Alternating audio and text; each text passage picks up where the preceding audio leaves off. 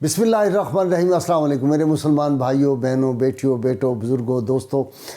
हुज़ूर सैयद आलमीन सल्लल्लाहु अलैहि वसल्लम का वजूद पाक, आपकी आमद पाक, आपकी हयात पाक का एक एक लम्हा, बल्कि अल्लाह ताला ने जब आपका नूर मुबारक पैदा किया, अव्वल मा खलक़ल्लाहु नूरी, उस वक्त से लेकर और ता क़यामत हुज़ूर सल्लल्लाहु अलैहि वसल्लम के मोजज़ात जो हैं वो रूनमा होते रहेंगे, होते रहे हैं।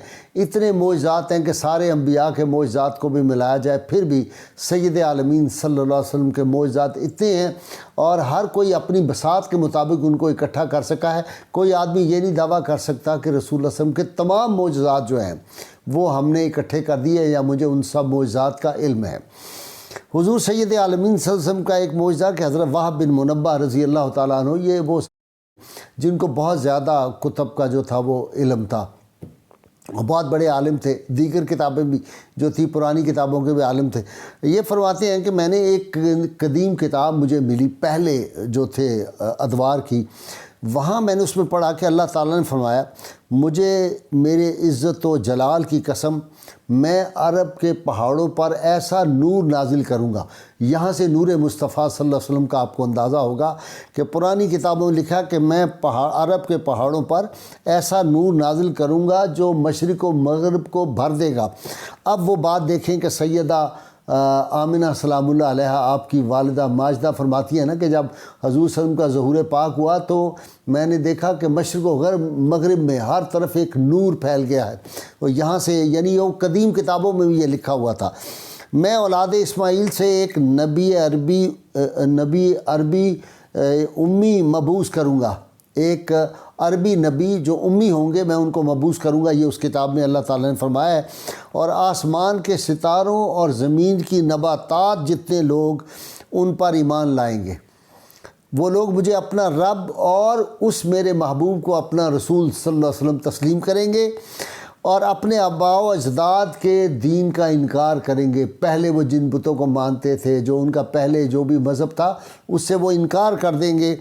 हज़रत मूसा अलैहिस्सलाम ने अर्ज़ किया, मौला तू पाक है, तेरे अस्मा पाकीज़ा हैं, तूने उस नबी करीम सल्लल्लाहु अलैहि वसल्लम को कितनी रिफ़त, करामत और अज़मत अता फ़रमाई है। अल्लाह ताला ने फ़रमाया, मैं उनके दुश्मनों से दुनिया और आखिरत में इंतकाम लूँगा। मेरे मुसलमान भाइयों बहनों बेटों, ये फ़िक्रा मैं जो कह रहा हूँ इसकी गहराई तक पहुँचिए। आप देखिए कि जो अल्लाह के महबूब सल्लल्लाहु अलैहि वसल्लम की शान में गुस्ताखी करेगा, अल्लाह उसको ज़लील करेगा, वो नहीं बच सकता। आपने देखा वो जल के मरेगा, वो ज़लील व ख़ार होगा, वो रुसवा होगा, वो होते हैं। और वो जो है वो इंसानों की उसको मौत नहीं आएगी, कुछ और तरह की मौत आएगी। मैं दोबारा ये फ़िक्रा दोहरा रहा हूँ, इसको गौर करो। मैं उनके दुश्मनों से दुनिया और आखिरत में इंतकाम लूँगा, ये अल्लाह करीम फरमा रहा है। उनके लिए मैं उस उम्मत के लोगों के लिए ज़मीन के ख़ज़ाने खोल दूँगा, बहरो बर की बादशाही उनके लिए और उनके ग़ुलामों के लिए होगी। आज ये जो तेल के कुएँ हैं, ये जो सोने के पहाड़ हैं, ये जो सोने के ख़ज़ाने हैं, सोने की कानें हैं, चांदी की कानें हैं, ये जो दीगर देहातें जो हैं वो उनकी कानें हैं, ये जितनी चीज़ें कीमती निकल रही हैं ये उनके ग़ुलामों के लिए होंगी, बहरो बर की बादशाही होगी। जो उनकी शरीयत की मुखालफत करेगा, अल्लाह करीम फरमाता है मैं उसे ज़लील करूँगा। मैंने हज़रत इब्राहीम अलैहिस्सलाम के साथ दुनिया को खोला था और मोहम्मद सल्लल्लाहु अलैहि वसल्लम पर ख़त्म कर दूँगा। यानी जितने ख़ज़ाने कायनात के हैं वो मोहम्मद रसूलुल्लाह सल्लल्लाहु अलैहि वसल्लम पर अता कर दूँगा, उनको अता कर दूँगा। उसके बाद किसी को मैं ख़ज़ाने नहीं दूँगा। ये सारे ख़ज़ाने जो हैं इनके कासिम जो है, इससे मतलब ये है वो मेरे महबूब सल्लल्लाहु अलैहि वसल्लम होंगे। ए बनी इसराइल, जो किताब वो नबी सल्लल्लाहु अलैहि वसल्लम लेकर आएंगे उसकी मिसाल एक भरा हुआ मशकीज़े की होगी।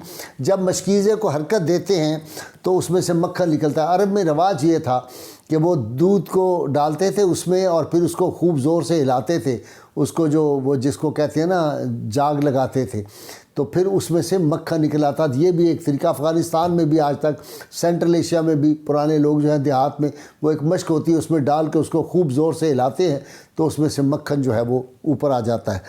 میں ان کی کتاب پر دوسری کتب کو اور ان کی شریعت پر دوسری شریعتوں کو ختم کروں گا۔ یہ اللہ تعالیٰ کا اعلان اس کتاب میں تھا۔ جس نے ان کے عہد مبارک کو پا لیا لیکن ان پر ایمان نہ لایا، نہ ہی ان کی شریعت میں داخل ہوا، وہ اللہ تعالیٰ کے ذمہ کرم سے آزاد ہے، یعنی اللہ کے کرم سے وہ محروم ہو جائے گا جو ان پہ ایمان نہ لایا۔ یہ بات غور طلب ہے۔ اب اس سے مراد کیا ہے کہ اس امت کا فرض ہے کہ رسول اللہ صلی اللہ علیہ وسلم پر ایمان لانے کے لیے لوگوں کو متوجہ کرے، ان کو تبلیغ کرے، ان کو مسلمان کرے۔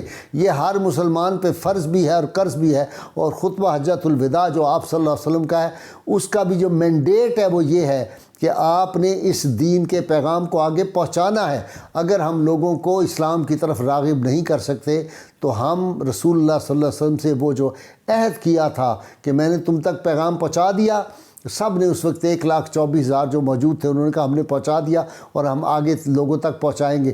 ہم تک رسول اللہ صلی اللہ علیہ وسلم کا پیغام پہنچا، اور ہم میں سے وہ بد نصیب لوگ ہوں گے جو اس پیغام کو روکیں اور کہیں آگے یہ پیغام ہم نے نہیں پہنچانا، ہم نے لوگوں کو مسلمان نہیں کرنا۔ دوسری بات جو ہے وہ سیدنا علی المرتضیٰ شیر خدا کی، وہ بھی کمال کی ہے۔ سیدنا علی المرتضیٰ شیر خدا فرماتے ہیں میں ایک جگہ سفر میں تھا تو میں گرجا کے قریب جو تھا وہ ٹھہرا۔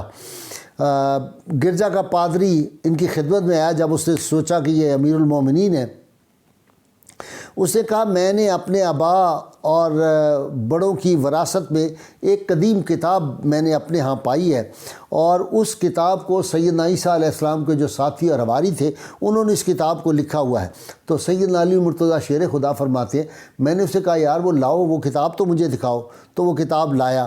پادری جب کتاب لے کے آیا تو اس میں لکھا ہوا تھا، یہ حضرت علی بیان فرما رہے ہیں، تمام تعریفیں اللہ تعالیٰ کے لیے ہیں جس نے جو فیصلہ کرنا تھا وہ کر لیا، جو لکھنا تھا وہ لکھ دیا۔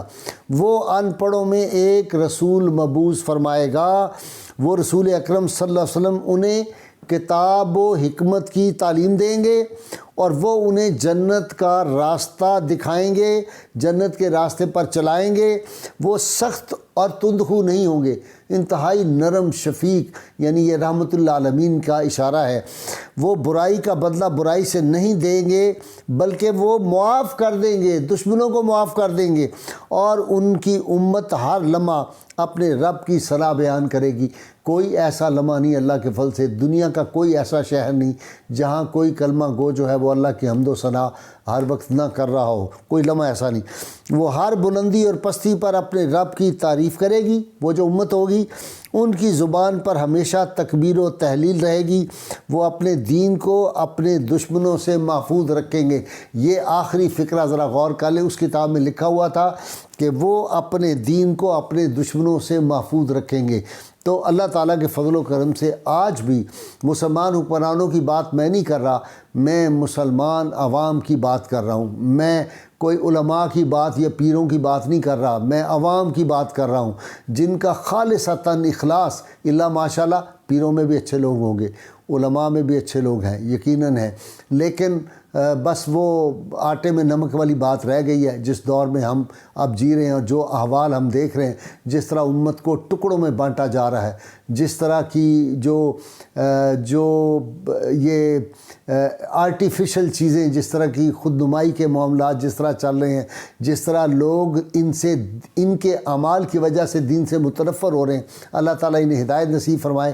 تو یہ دیکھیے کہ عوام جو ہوگی وہ اپنے دین کو دین کے دشمنوں سے محفوظ کرے گی۔